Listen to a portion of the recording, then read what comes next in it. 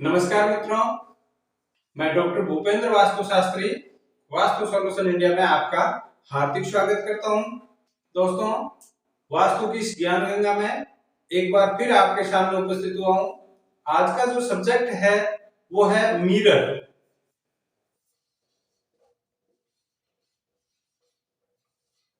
Mirror यानी कि दर्पण, जिसमें हम हमारा चेहरा देख सकते हैं। आईना किस प्रकार वास्तु में हमारे लिए बहुत शुभ हो सकता है और किस प्रकार हमारे जीवन को बहुत ही ज्यादा दुख और तकलीफ में कन्वर्ट कर सकता है। तो चर्चा करते हैं वास्तु में आईना कहां पर होना चाहिए, किस दिशा में होना चाहिए और किस प्रकार से होना चाहिए। सबसे पहले मैं आपको बता दूं, मान लीजिए ये एक प्लॉट है, इसकी ये नॉर्थ डायरेक्शन है, उत्तर दिशा। ये जो डायरेक्शन आ रही है ईस्ट डायरेक्शन यानी कि पूर्व दिशा। ये जो डायरेक्शन है वो दक्षिण दिशा यानी कि साउथ, और ये जो है वो वेस्ट डायरेक्शन यानी कि पश्चिम दिशा। ये जो चारों दिशाएं हैं, उन चारों दिशाओं का जहां जहां संधि स्थल बनता है वहां वहां चार कोण बनते हैं। देखिए कौन सा कोण बनता है, किस संधि स्थल पे बनता है, ये मैं आपको बहुत आसानी से समझा रहा हूं। ये जो बीच का पार्ट है जो मैं इस प्रकार शेडो के साथ कर रहा हूं, इसको ब्रह्म स्थान कहते हैं। सबसे पहले इसको समझें, ये ब्रह्म स्थान होता है और इस ब्रह्म स्थान से 10 दिशाओं का ज्ञान होता है। अब चार दिशाएं, चार कोण और दो दिशाएं कौन सी हुई, 10 दिशाएं। यानी कि जो ब्रह्म है, यहां से आप आकाश और पाताल की भी गणना करते हैं। आकाश और पाताल, अब आपके सामने चार दिशाएं हुई, उत्तर दक्षिण पूर्व पश्चिम, आकाश पाताल, ये दिशाएं हुई। और जहां पर उत्तर और पूर्व का संधि स्थल हुआ उसको ईशान कहते हैं। पूर्व और दक्षिण का जो संधि स्थल है, ये वाला पार्ट, इसको आग्नेय कहते हैं। कुछ लोग अग्नि भी कहते हैं, अग्निकोण या आग्नेय कोण। ये जो पार्ट है पश्चिम और दक्षिण का जो संधि स्थल यानी कि मिलन वाला, इसको नैऋत्य कहते हैं। कहीं कहीं इसको नैऋत्य भी कहते हैं, नैऋत्य या नैऋत्य। और पश्चिम और उत्तर का जो संधि स्थल है, जहां पर ये एरो दिख रहा है, उसको वायव्य कोण कहते हैं। तो वास्तु में 10 दिशाएं होती है। इन 10 दिशाओं में मिरर कहां पर होना चाहिए, आईना कहां पर होना चाहिए, ये मैं आपको बताना चाह रहा हूं। और इसके प्रभाव कैसे होते हैं ये देखिए। अब आपको एक भूखंड, ये भूखंड चाहे किसी भी दिशा में हो, इसको आप जो चाहे उन दिशाओं को मान लीजिए कि इस दिशा में सड़क है, या इस दिशा में सड़क है, या इस दिशा में सड़क है, या इस दिशा में सड़क है। चारों दिशाओं का खुला मान लीजिए, दो दिशाओं का खुला मान लीजिए, एक दिशा का खुला मान लीजिए। ये नॉर्थ डायरेक्शन, ये ईस्ट डायरेक्शन, ये साउथ डायरेक्शन और ये वेस्ट डायरेक्शन। हमारे पृथ्वी का 23.5 डिग्री उत्तरी अक्षांश पर झुकाव है, ये साइंस कहती है। पृथ्वी अपने नॉर्थ पोल पर 23.5 डिग्री का झुकाव लिए हुए है। तो जितनी भी नेगेटिव एनर्जी आती है, वो नेगेटिव एनर्जी आने का जो डायरेक्शन है, क्योंकि नॉर्थ और ईस्ट में झुकाव है, इसलिए वो जो डायरेक्शन है इस डायरेक्शन से आती है, यानी कि वेस्ट और साउथ से हमारे घरों में नेगेटिव एनर्जी का प्रवेश होता है। इसलिए इन दोनों दिशाओं को हमेशा बंद दिशाएं मानते हैं कि ये दिशाएं वास्तव में बंद होनी चाहिए। जब ये बंद होगी तो परिणाम भी अच्छे मिलेंगे। आईना काम क्या करता है ये बताता हूं, और वो कहां लगना चाहिए। मेन सब्जेक्ट है कि आईने को लगाना कहां चाहिए। आईना हमारा, जैसे मान लीजिए ये आपका आईना है, उसको हम इस प्रकार से इंडिकेट कर रहे हैं। कोई व्यक्ति यहां पर खड़ा है आईने से 10 फीट दूर, ये आईना और आईने से 10 फीट दूर कोई व्यक्ति यहाँ पे खड़ा है, तो आईना इसको जस्ट अपोजिट 10 फीट दूर इधर बता रहा है। आईना बता रहा तो हकीकत है, लेकिन जो डायरेक्शन है उसका वो डायरेक्शन रॉन्ग डायरेक्शन में बता रहा है, यानी कि जस्ट अपने से अपोजिट।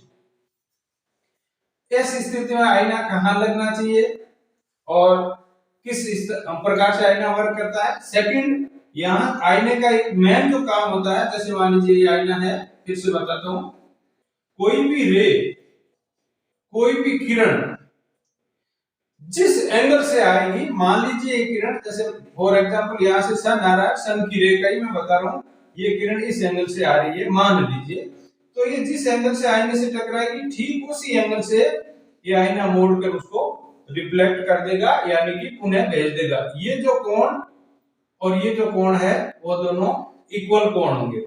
ये रे अगर यहाँ आके इसको आईने से टच होती है तो इस प्रकार से वापस रिफ्लेक्ट होगी। ये रे अगर यहाँ आती है तो इस प्रकार वापस रिफ्लेक्ट होगी। तो ये जो कोण बन रहे हैं ये कोण दोनों ही बराबर अंशों के हो रहे हैं, इसलिए वास्तव में आईने को बहुत अच्छा और बहुत सच्चा दोस्त माना गया है और सबसे बड़ा दुश्मन भी माना गया है। एक चीज आपकी सबसे अच्छी दोस्त भी है और आपकी सबसे दुश्मन भी वही वस्तु है। अब आईने का लगाने का रीजन हो गया, आईने के वर्क का रीजन हो गया कि इस प्रकार आईना वर्क करता है। लगाने का जो कारण होता है, सभी शास्त्रों में आईने को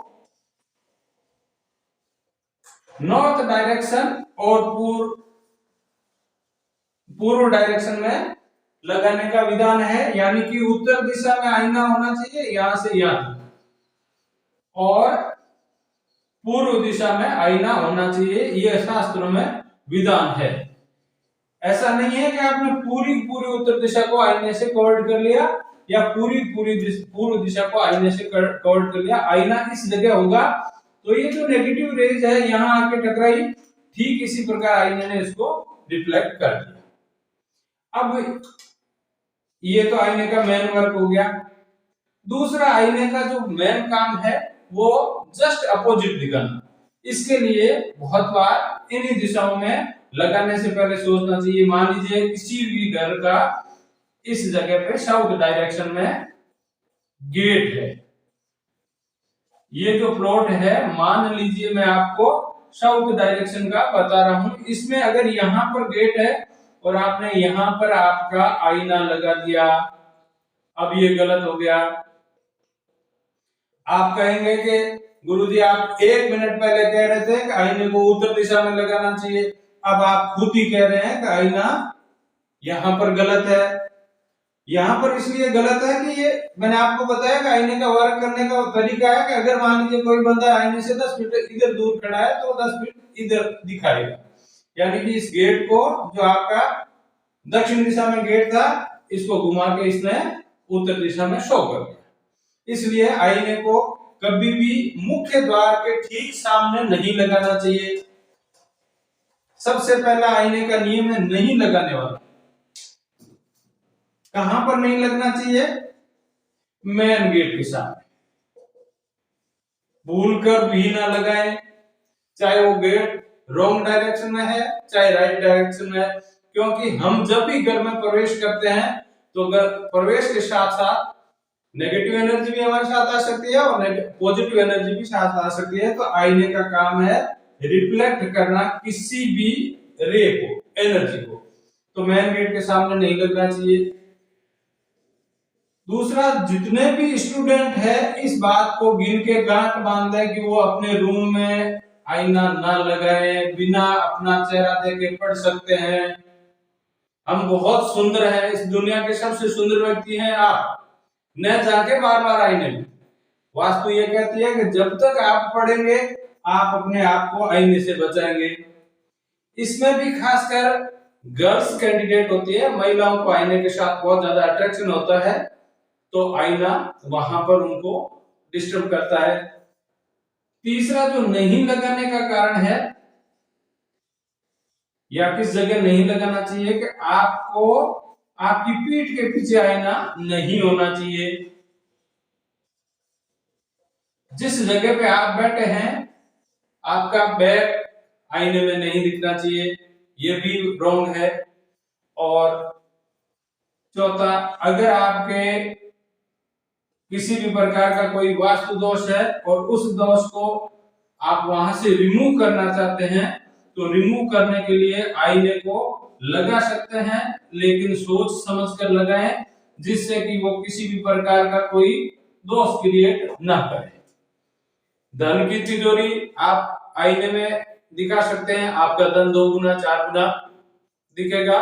इसका मैं आपको एक बेटर एग्जांपल बताता हूं कि आप कभी भी ज्वेलरी शॉप पर जाएं, वहां पर आपको खूब सारे आईने दिखेंगे, एक ऑर्नामेंट आपको 20-20 30-30 जगह पे दिख रहा है सिर्फ आईने की वजह से। उसका रीजन क्या है? कभी आपने सोचिए, वहां पर वो चीज आपको माइंडली अट्रैक्ट कर रही है कि यहाँ पर इतनी ज्यादा वस्तुएं हैं और कॉस्टली है। तो आईना सोच समझ के लगाएं।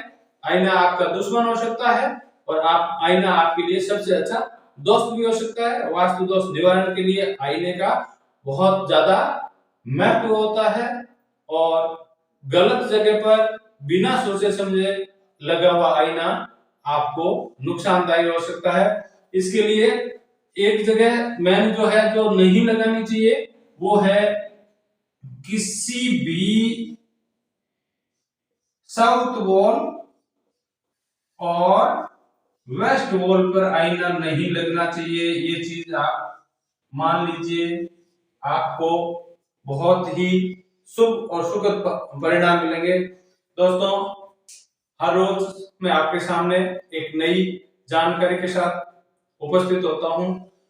आप मेरे वीडियो को शेयर करें, लाइक करें और मेरे चैनल को सब्सक्राइब करें। जय माता दी, धन्यवाद।